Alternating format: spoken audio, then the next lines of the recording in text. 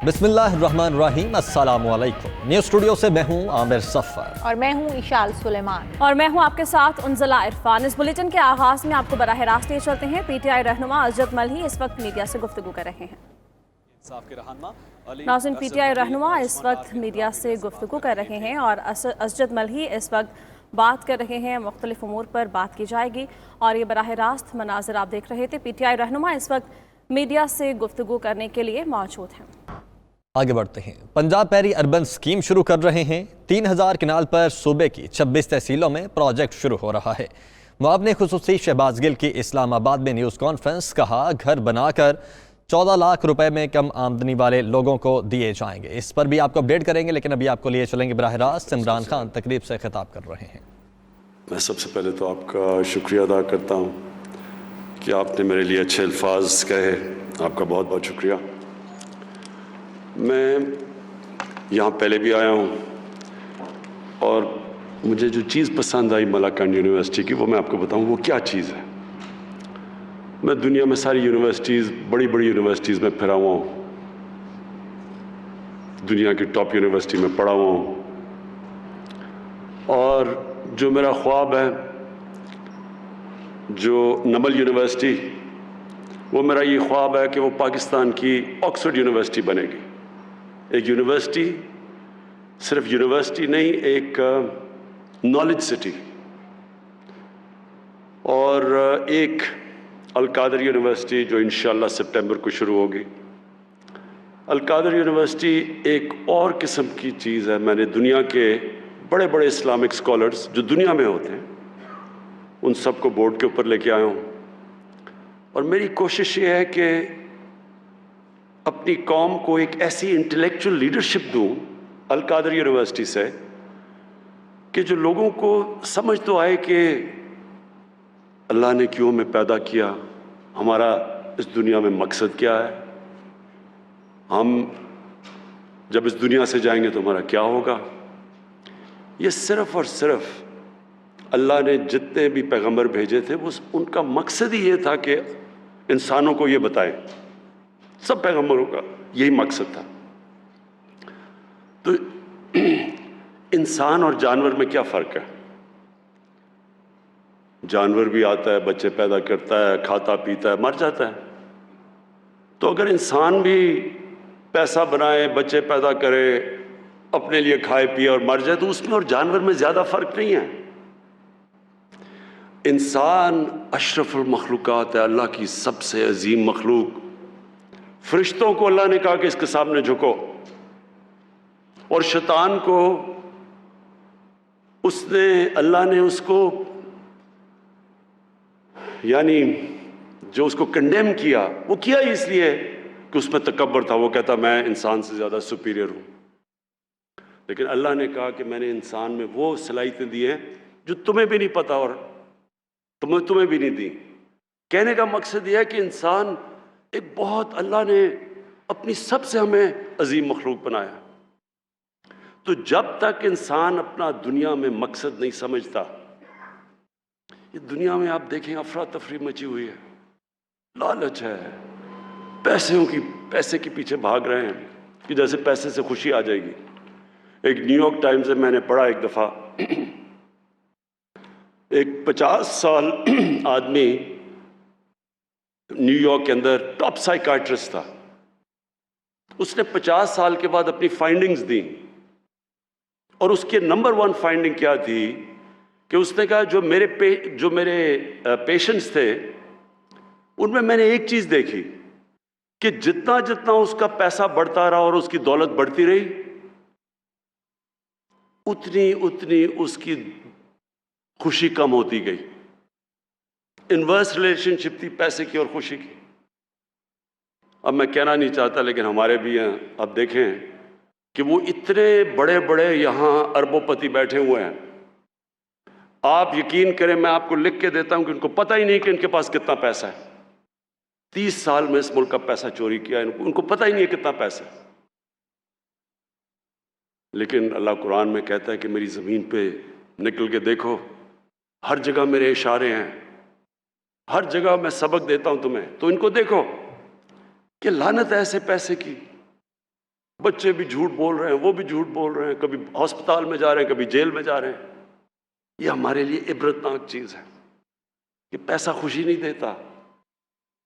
خوشی اس کو ملتی ہے جو آپ 5 وقت کی نماز میں اللہ سے ایک چیز ہی مانگتے ہیں کہ اللہ مجھے ان کے راستے پہ لگا جن کو تو نے نعمتیں بخشیں، ان کے نہیں جو اپنی تباہی کے راستے پہ نکل گئے. یہ سارا وقت آپ کی زندگی کے اندر یہ 2 راستے آئیں گے، اور یہ ایک خوشی کا راستہ ہے اور ایک آپ کی تباہی کا راستہ ہے. ایک وہ راستہ ہے جو آسان راستہ نہیں ہے، مشکل راستہ ہے. سب سے زیادہ نعمتیں تو اللہ نے اپنے پیغمبروں کو بخشی، لیکن اللہ کے پیغمبروں کی کسی کی بھی آسان زندگی نہیں تھی، سب کی مشکل زندگیاں تھیں. تو یہ جو ہم کئی دفعہ سمجھتے ہیں نا، قرآن میں ایک اور آیت ہے کہ جس چیز کو تم اپنے لیے اچھا سمجھتے ہو وہ برا ہے، اور جس کو برا سمجھتے ہو وہ اچھا ہے. مطلب یہ ہے کہ ہم آسان زندگی کو کئی دفعہ اچھا سمجھتے ہیں، وہ انسان کے پوٹینشل کو تباہ کر دیتا ہے. ہم شارٹ کٹس لے لیتے ہیں زندگی میں. کوئی آج تک بڑا کام کسی انسان نے نہیں کیا شارٹ کٹ لے کے، کبھی بھی نہیں ہوا. اگر اللہ کے حبیب جو انسان کو اللہ نے سب سے زیادہ پیار کیا، اگر ان کو 13 سال سب اتنے مشکل وقت سے اللہ نے گزارا تو برا تو نہیں ہوگا ہمارے لیے. اللہ نے ثابت کیا کہ جب وہ دنیا کی تاریخ کے سب سے گریٹسٹ لیڈر بنے تو 13 سال ان کو سب سے مشکل وقت سے گزارا. 10 سال کے بعد صرف 40 لوگ مسلمان تھے، اور وہ دنیا کی تاریخ میں ایسا انقلاب نہیں آیا جو انہوں نے 23 سال کے بعد، ان کی نبوت کے 23 سال کے بعد جو وہ انقلاب آیا ہے. کبھی اس لیے میں نے القادر یونیورسٹی بنا رہا ہوں کہ ہمیں پتہ اسٹڈی کریں ہمارا انٹلیکٹ کہ وہ کیا چیز تھی، وہ کیا کوالٹیز تھی کہ انہوں نے وہ عرب جو تقسیم ہوئے تھے جن کی حیثیت کوئی نہیں تھی، 2 سپر پاورز تھیں دونوں طرف، وہ کیا چیز تھی کہ 13 15 16 سالوں کے اندر وہی جن کی حیثیت نہیں تھی وہ 2 سپر پاورز ان کے سامنے گھٹنے ٹیک گئی اور دنیا کا سب سے عظیم سویلائزیشن کیا. صرف یہ نہیں کہ وہ دنیا میں ساری جگہ چلے گئے اور ان کی فوجیں کامیاب ہو گئیں، وہ تو منگولین کی جو چنگیز خان کی فوجیں تھیں وہ بھی سب سے تیزی سے کامیاب ہو گئیں. لیکن 100 سال کے بعد پتہ ہی نہیں کہ منگولین کدھر گئے، منگولین سویلائزیشن کا ہی نہیں پتہ. انہوں نے تو وہ سویلائزیشن قائم کیا جو سب سے عظیم سویلائزیشن تھا، اور جس کی وجہ سے اگر یورپ آج اور ویسٹ آگے بڑھا ہے تو وہ سویلائزیشن نے جو نالج کو ڈیولپ کیا اور پھر آگے ان کے سائنٹسٹ مسلمانوں نے آگے چھوڑا. تو کہنے کا مقصد یہ ہے کہ ایک یونیورسٹی ہے جو کہ انشاءاللہ نالج سٹی بنے گی. یہ تو گورنمنٹ میں نہیں نا، یہ تو میں نے گورنمنٹ کے باہر بنائی ہے. اور دوسری جو یونیورسٹی ہے وہ انشاءاللہ جو علامہ اقبال نے جو ایک کتاب لکھی تھی کہ the reconstruction of religious thought in Islam, کہ اسلام کے تھاٹ کو ڈیولپ کریں. ہمارے انٹلیکچوئلز آئیں، وہ بتائیں کہ یہ ملک بنا کیوں تھا. اگر یہی ملک بننا تھا کہ جی ٹاٹا برلا کی جگہ یا شریف اور زرداریوں نے امیر ہونا تھا تو اس کا مقصد کوئی نہیں تھا. علامہ اقبال کا بڑا واضح تھا کہ یہ ملک ایک دنیا کے لیے مثال بنے گا کہ اصل میں اسلام کیا ہے، اور وہ انشاءاللہ ہم یہاں ڈیولپ کریں گے. یونیورسٹیز کے اندر بھی میں نے کہا کہ ایک ضرور ہمیں ایک سے شروع کریں گے. ابھی ہم سرگودا یونیورسٹی سے شروع کر رہے ہیں، پی ایچ ڈی کلاسز ہوں، اور پھر باقی یونیورسٹیز کے اندر ضرور ایک کلاس ہو جو ڈیولپ کرے کہ ہمیں انسان بنائے. ٹیکنالوجی اور ٹیکنیکل ایجوکیشن بہت ضروری ہے، لیکن اس کے ساتھ ساتھ ٹیکنالوجی اور ٹیکنیکل ایجوکیشن تو ہمیں آگے لے کے جائے گا. جو ٹیکنالوجی کی اب ریولوشن آ رہی ہے دنیا میں، اس سپیڈ پہ کبھی ٹیکنالوجی آگے بڑھی نہیں جو اس سپیڈ پہ آج بڑھ رہی ہے. تو وہ تو ہمیں اس پہ شرکت کرنی ہے پوری طرح. ہم آگے پیچھے رہ گئے ہیں. ٹیکنیکل ایجوکیشن کی بہت ضرورت ہے کیونکہ ہمارے اتنے زیادہ بے روزگار نوجوان ہیں، ان کو جب تک ٹیکنیکل ایجوکیشن نہیں ملے گا روزگار نہیں ملے گا. یعنی وہ، اور جتنا ہم اپنے انسانوں کے اوپر ویلیو ایڈ کرتے جائیں، جتنا ان کے اوپر خرچ کرتے جائیں گے، وہ معاشرے میں ویلیو ایڈ کریں گے، اور دنیا میں تو وہ اکانومی اوپر جاتی ہے جو نالج اکانومی ہے۔ تو ہمارے ملک میں یہ بہت بڑی ہم نے غلطی کی کہ ہم نے نہ ٹیکنالوجی کے اوپر، نہ اپنی ہائر ایجوکیشن پہ، نہ ٹیکنیکل ایجوکیشن پہ اتنا زور لگایا۔ تو یہ دونوں ساتھ ساتھ جاتے ہیں۔ ایک آپ کو اکوپ کرتا ہے دنیا میں آگے بڑھنے کے لیے، کیونکہ سارے سائنسدان جب مسلمان اوپر گئے تو سائنسدان بھی سارے ٹاپ مسلمان تھے۔ دوسرا، اس سے بھی امپورٹنٹ چیز ہے کہ ہمیں بتاتا ہے کہ ہمارا دنیا میں مقصد کیا ہے۔ ہم عقل مند جانور نہیں ہیں، ہم انسان ہیں، اشرف المخلوقات ہیں۔ تو یونیورسٹی ایجوکیشن کا بہت بڑا امپیکٹ پڑتا ہے سوسائٹی پہ، کیونکہ یونیورسٹی ایجوکیشن لوگوں کو ایک اور لیول پہ لے کے جاتی ہے۔ امریکہ کی جو اسینٹ ہوئی، جب آج سے 120 سال پہلے اوپر جانا شروع ہوا امریکہ، تو وہ اس کی ایک بہت بڑی وجہ تھی کہ دنیا میں سب سے زیادہ گریجویٹس امریکہ میں نکل رہے تھے۔ جب آپ کے گریجویٹس، جب آپ کی ہائر ایجوکیشن کے اندر آپ لوگوں کے اوپر انویسٹ کرتے ہیں اپنے پاپولیشن پہ، تو وہ خود ہی ملک اٹھا دیتا ہے، ضرورت نہیں پڑتی آپ کو کچھ کرنے کی۔ ایک پڑھا لکھا پاپولیشن خود قوم کو اٹھاتا ہے۔ تو میں آپ کو خراج تحسین پیش کرتا ہوں کہ یہاں سے آپ کے اتنے زبردست رزلٹس ہیں ملکان یونیورسٹی کے، اور انشاءاللہ میں نے محمود خان کو کہا ہوا ہے کہ جیسے جیسے ہمارے حالات بہتر ہوتے جائیں گے، ہم بڑے مشکل حالات سے نکلے ہیں۔ پہلے تو سال سٹیبل ہی کرتے رہے کیونکہ بالکل ملک مقروض تھا، اور میں آپ کو ذرا بتاؤں کہ مقروض کیسے تھا، یعنی آپ کو سٹیٹسٹکلی پتہ چلے کہ ملک کے حالات کیا تھے۔ جب ہم آئے تو ملک کے پاس پیسے نہیں تھے، اپنے جو باہر کی قرضوں کی قسطیں دینی تھی اور اپنی ری پیمنٹس کرنی تھی، ہمارے پاس پیسے نہیں تھے، ڈیفالٹ کر رہے تھے۔ ہمارے دوست ملکوں نے مدد کی، بچا لیا ہمیں ڈیفالٹ سے۔ اگر ڈیفالٹ ہو جاتا تو لوگ آج اگر مہنگائی کو کہہ رہے ہیں کہ زیادہ مہنگائی ہے، آپ کو اندازہ نہیں کہ وہ کس طرح کی مہنگائی آنی تھی، کیونکہ ڈیفالٹ ہوتا تو روپے نے گر جانا تھا۔ جب روپے نے گرنا تھا تو سب مہنگی ہو جاتی ہے۔ تو ابھی بھی جو مہنگائی ہے وہ اس لیے کہ 2018 کے شروع میں اور اب تک روپیہ 107 روپے ڈالر سے اب 155 یا 160 پہ پہنچا ہے۔ تو جب روپیہ گرتا ہے ساری چیزیں مہنگی ہو جاتی ہیں، امپورٹ سب کچھ، تیل، بجلی، ٹرانسپورٹ، باہر سے دالیں، گھی، جو چیز امپورٹ ہوتی ہے وہ مہنگی ہو جاتی ہے۔ تو ایفیکٹ روپے کی کمزوری سے پڑتا ہے۔ تو روپیہ اگر، کیونکہ ہمارے پاس تو فورن ایکسچینج ریزروز ہی نہیں تھے، تو اگر وہ روپیہ گرنا شروع ہوتا، ہمارے پاس تو کوئی چیز اس کو روکنے کے لیے نہیں تھی، اس لیے ہمارے دوست ملکوں نے ہماری مدد کی، ہم بچ گئے۔ تو آج ذرا 2.5 سال میں آپ کو یہ بتاؤں کہ پچھلے نون لیگ کے 2.5 سال میں انہوں نے کتنا قرضوں پہ سود واپس کیا تھا؟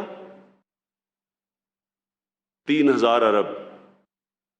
ہم نے اپنے 2.5 سال میں قرضوں پہ کتنا سود اب تک واپس کر چکے ہیں؟ 3.2 ٹریلین، 6.2 ٹریلین، یعنی دگنے سے زیادہ۔ 6.2 ٹریلین ہم نے واپس کیا ہے، انہوں نے اسی ٹائم میں 3 ٹریلین واپس کیا۔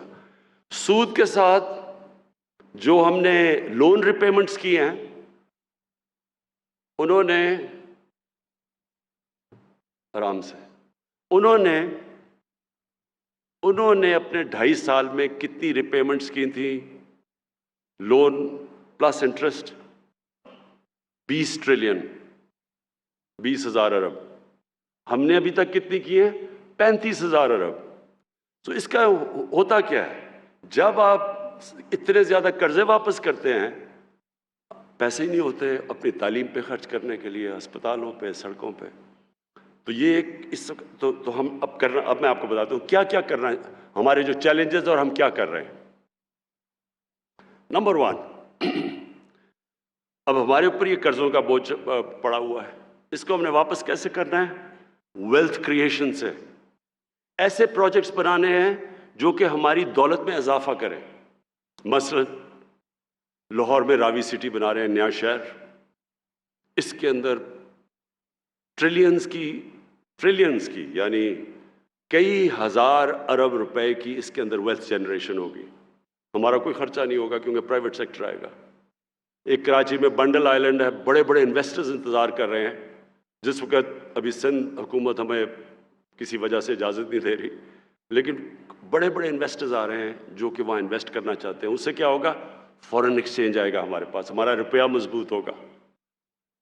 پھر ہم نے لاہور میں ایک ڈسٹرکٹ بنائی ہے, بزنس ڈسٹرکٹ. ہم اندازہ لگا رہے تھے کہ اس سے 6,000 ارب روپے کی ویلتھ جنریشن ہوگی.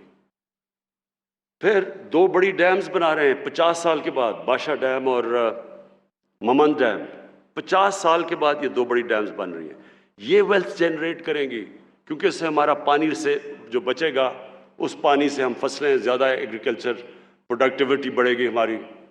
سارا جو ہمارا چشمہ رائٹ بینک کینال کا, یہاں چیف منسٹر صاحب مجھے کہتے رہتے ہیں, اس سے کم از کم کوئی 3 لاکھ ایکڑ ڈی آئی خان کے اندر زمین کاشت ہو سکتی ہے.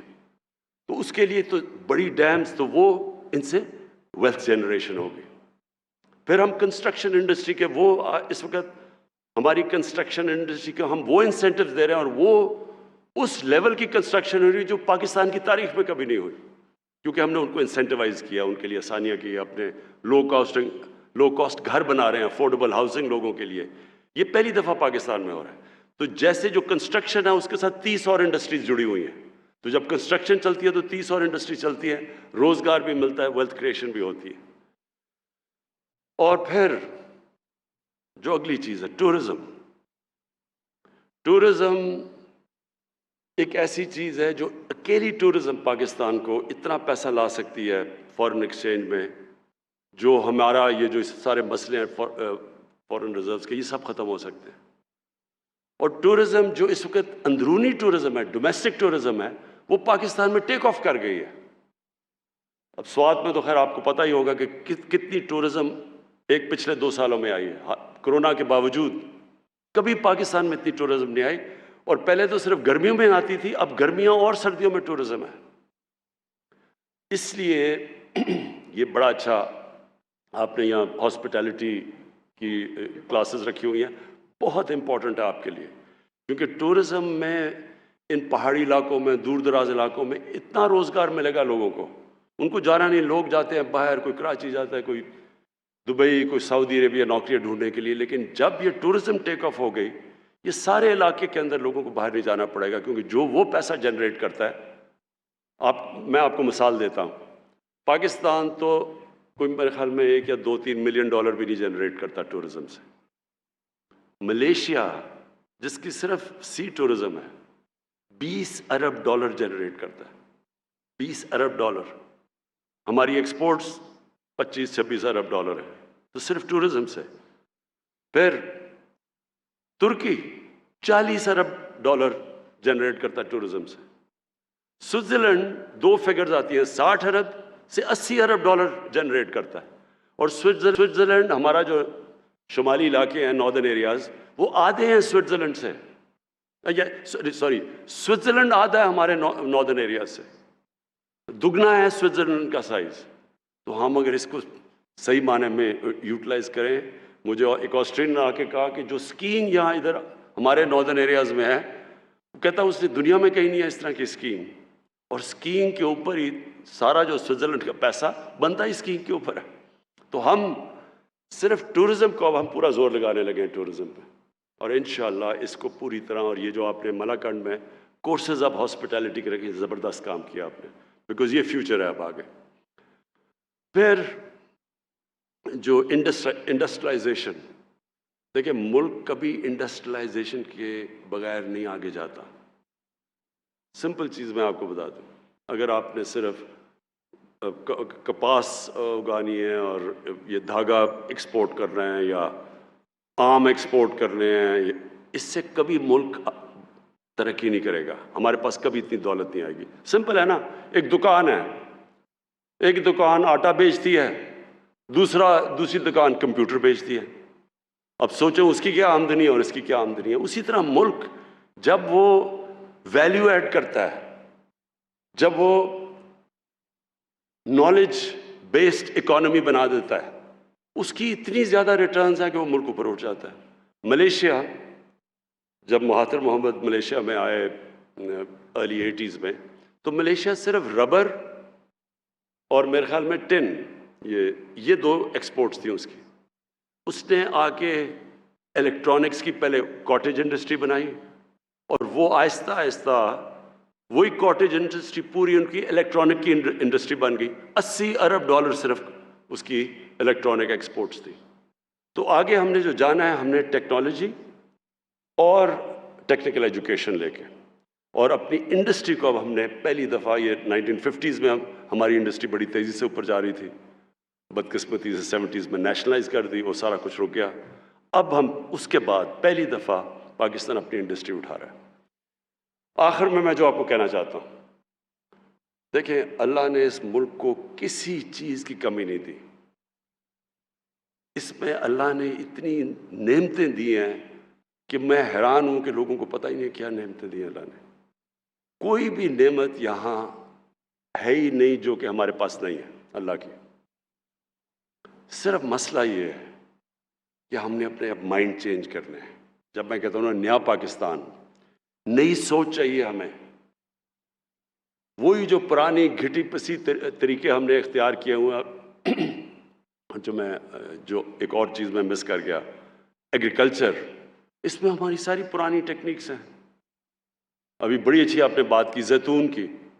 آپ سوچیں ہم پتہ نہیں کوئی $3 ارب کا تیل باہر سے، ایڈیبل آئل ہم باہر سے امپورٹ کرتے ہیں.